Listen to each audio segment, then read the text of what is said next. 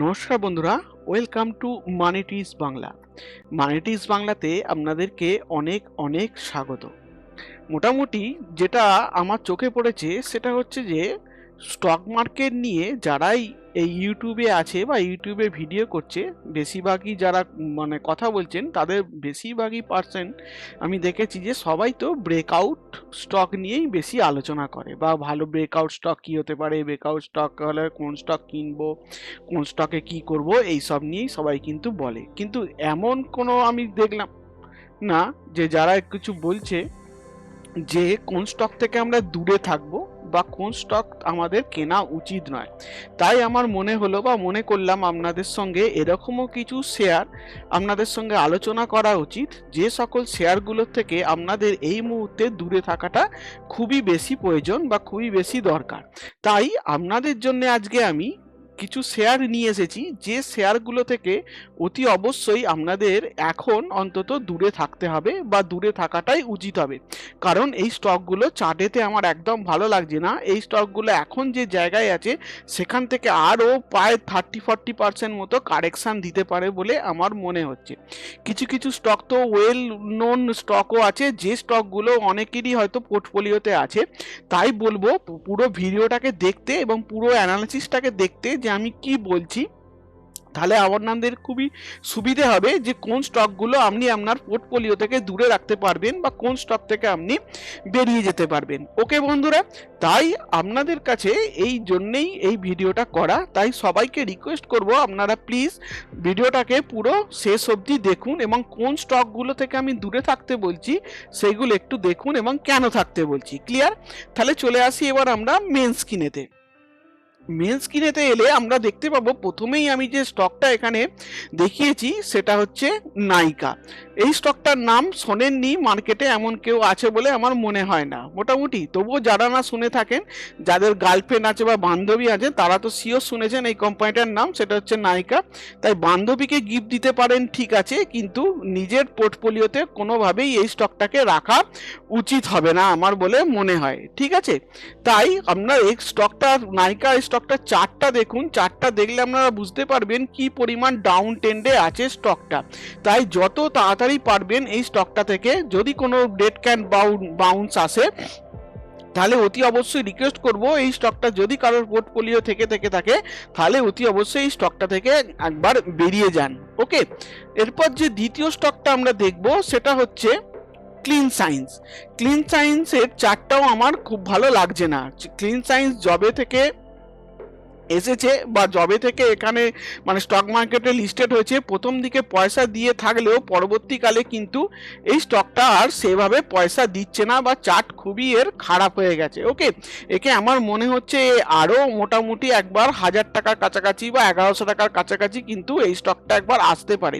তাই আমি বলবো এই ক্লিন সায়েন্স থেকেও কিন্তু এই মুহূর্তে আপনাদেরকে দূরে থাকা উচিত। ওকে, এরপর যে নেক্সট আমরা যে স্টকটা দেখবো সেটা হচ্ছে অলোক ইন্ডাস্ট্রিজ। অলোক ইন্ডাস্ট্রি অনেক ছোট রিটেলার আছে যারা আমাকে বহুবার বলেছে যে অলোক ইন্ডাস্ট্রি কি করব। দেখুন, একটা সময় ছিল অলোক ইন্ডাস্ট্রির পেছনে সবাই ছুটতো বিকজ অফ নিউজ যে রিলায়েন্স ইন্ডাস্ট্রি একে গ্রহণ করছে। 2020-21 সালে তো অলোক ইন্ডাস্ট্রিকে নিয়ে হই পড়ে গিয়েছিল, স্টক একটা সময় এমনও গিয়েছিল পুরো সব সময় সার্কিটে চলছিল। ক্লিয়ার? তো এরকম স্টক থেকে দূরে থাকুন, যার যেসব স্টকের নিজের ভিত্তি নেই, অন্য কোনো কোম্পানি কিনছে বলে বা রিলায়েন্সের মতো কোম্পানি কিনছে বলে সেই স্টকেতে আমাকে এন্ট্রি নিয়ে নিতে হবে বা ঢুকে যেতে হবে, এটা কিন্তু বুদ্ধিমানের কাজ নয়।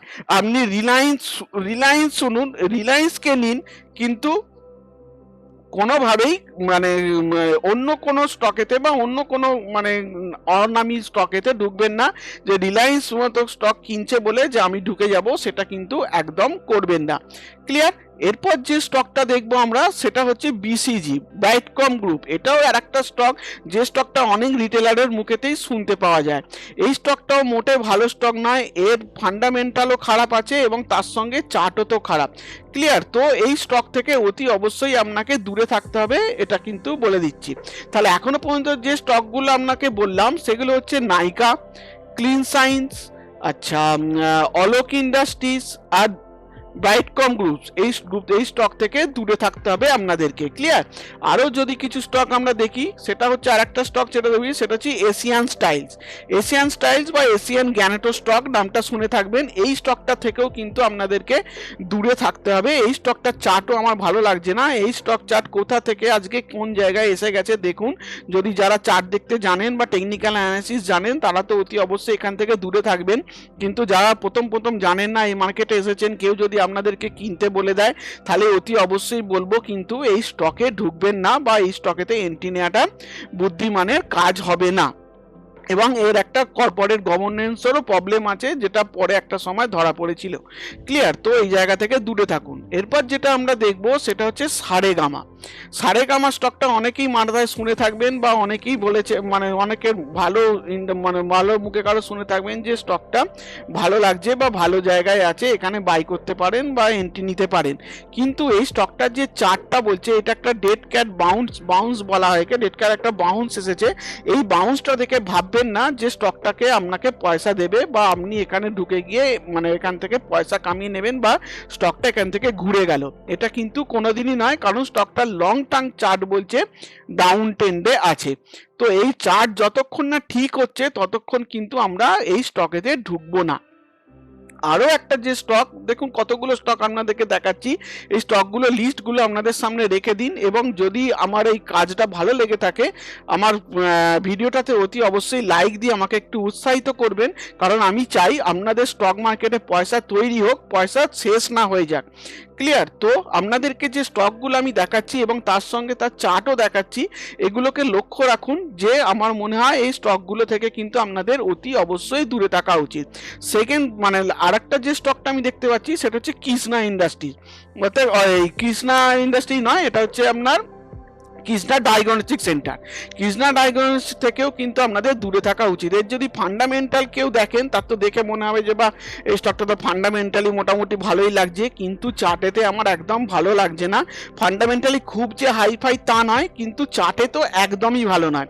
আমি বারবার শিখিয়েছি, ফান্ডামেন্টাল ভালো হতে হবে প্লাস চার্ট ভালো হতে হবে, তবেই আমরা কিন্তু সেই স্টকেতে ঢুকবো বা এন্ট্রি নেবো। এখানে কিন্তু ফান্ডামেন্টাল মোটামুটি হলেও এখন আপাতত দেখা যাচ্ছে যে মোটামুটি ফান্ডামেন্টাল, কিন্তু চার্ট মোটেই ভালো নয়, কারণ চার্ট অন্য কথা বলছে। চার্ট যদি অন্য কথা বলে, তাহলে কিন্তু আমরা সেই স্টকেতে ঢুকবো না বা সেই স্টকেতে এন্ট্রি নেবো না।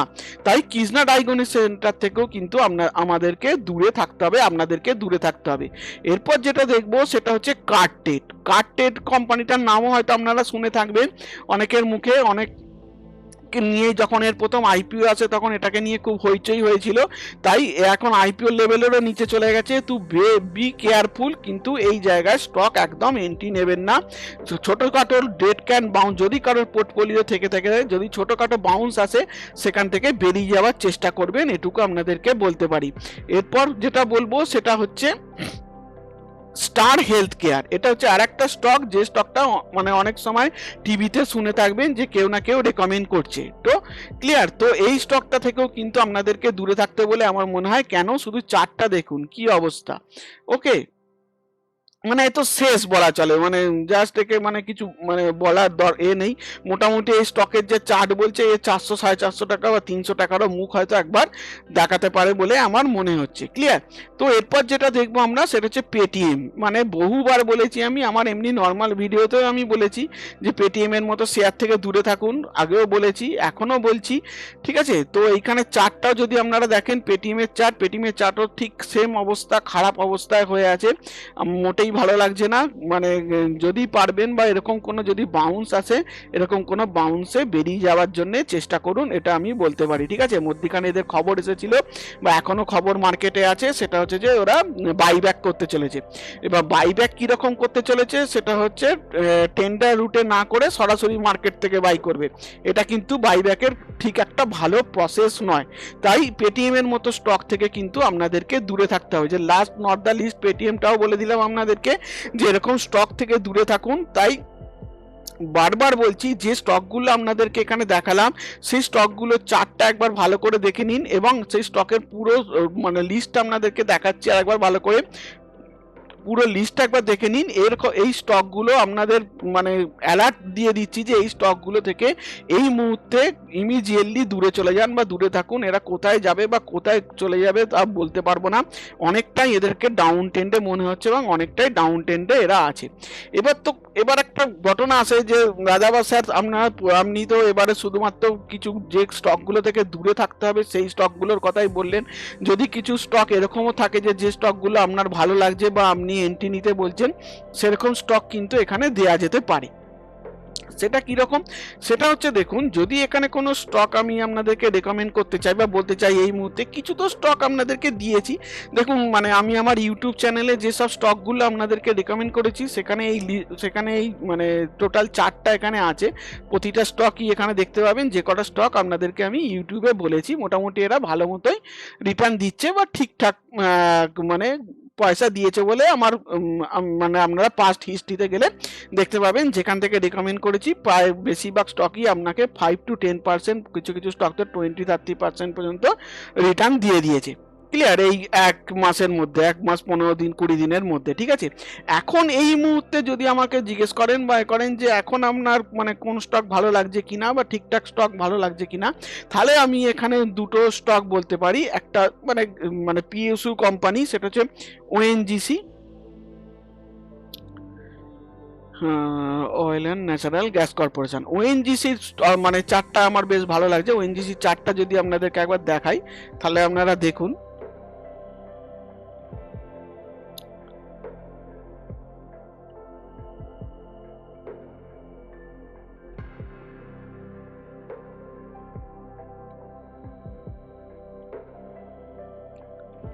ওএনজিসি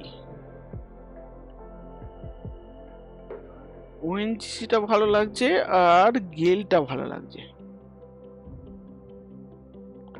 গেলটাও ভালো লাগছে। ঠিক আছে?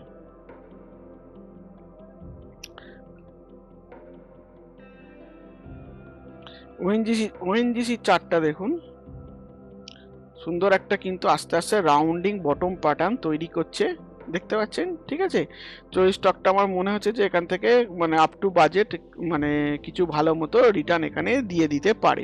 ওএনজিসিটা দেখতে পারেন আর গেলটা দেখতে পারেন। গেলের চার্টটাও বেশ ভালো লাগছে। যারা চার্ট দেখতে জানেন তারা বুঝতে পারবেন। গেলের চার্টটাও বেশ ভালো লাগছে। গেলের চার্টটা এখানে ফ্রেশভাবে আসছে না, কোনো প্রবলেম হচ্ছে চার্টটাতে হয়তো। যদি মানে আপনারা আপনাদের এটা একবার দেখে নিন যে গেলের চার্টটাও কিন্তু আমার বেশ ভালো লাগছে। দেখুন ডেলি চার্টে যদি দেখেন, দেখতে পাচ্ছেন সুন্দর চার্ট কিন্তু তৈরি করেছে গেলের ক্ষেত্রে। গেলের চার্টটা বেশ ভালো লাগছে। ওকে, এই দুটো স্টক আপনারা আপনাদের মানে এতে দেখতে পারেন, ওয়াচ লিস্টে রাখতে পারেন, গেল এবং ওএনজিসি। আর যে অ্যালার্ট স্টকগুলো আপনাদেরকে দিলাম সেই স্টকগুলো থেকে আমি বারবার রিকোয়েস্ট করবো ওই স্টকগুলো থেকে এখন আপাতত দূরে থাকুন। চার্ট যেদিন ভালো হবে বা ফান্ডামেন্টালি বা কোম্পানি যেদিন ভালো হবে সেদিন দেখা যাবে, কিন্তু এখন এই মুহূর্তের জন্য ওই সব স্টকগুলো কিন্তু আমার মোটেই ভালো লাগছে না। ক্লিয়ার? তাহলে আশা করছি আপনাদের ভালো লেগেছে এই বিষয়টা, যে আপনাদেরকে কেউ জানাচ্ছে যে কোন স্টকগুলো থেকে আপনাদেরকে দূরে থাকা উচিত। তাই রিকোয়েস্ট করব যে এরকম যদি অ্যালার্ট পেতে চান বা এইভাবে যদি আমার সঙ্গে এরকম মানে সুবিধাগুলো যদি আপনি পেতে চান যে কিভাবে আমরা স্টকে ট্রেড করব বা করব, সেইগুলো কিন্তু তার জন্য আপনাকে অতি অবশ্যই একটা কাজ করতে হবে। সেটা কি? সেটা হচ্ছে আমার চ্যানেলটিকে কিন্তু সাবস্ক্রাইব করে নিতে হবে এবং নোটিফিকেশান মানে আই বটনটা কিন্তু ওটা ক্লিক করে দিতে হবে। কারণ রিসেন্ট আমি চেষ্টা করছি খুব শিগগিরই এই নেক্সট উইকেই আমি আপনাদের সঙ্গে সরাসরি প্রশ্ন উত্তরের মধ্যে আসতে চাই। মানে মানে একদম লাইভ আসবো এবং আপনাদের যদি কোনো স্টক নিয়ে কোনো জানা থাকে বা কোশ্চেন থাকে আমার সঙ্গে আলোচনা করতে পারেন বা জানতে পারেন। ইচ্ছা তো আছে ভালোভাবে আপনাদের সঙ্গে কাটাবো। যাক, তাহলে চ্যানেলটিকে সাবস্ক্রাইব করে নিন, আমার সঙ্গে থাকুন, এইভাবে বেল আইকনটা প্রেস করে নিন। আজকের জন্য এখানে রাখি। সবাই ভালো থাকবেন, সুস্থ থাকবেন। ওকে, টাটা।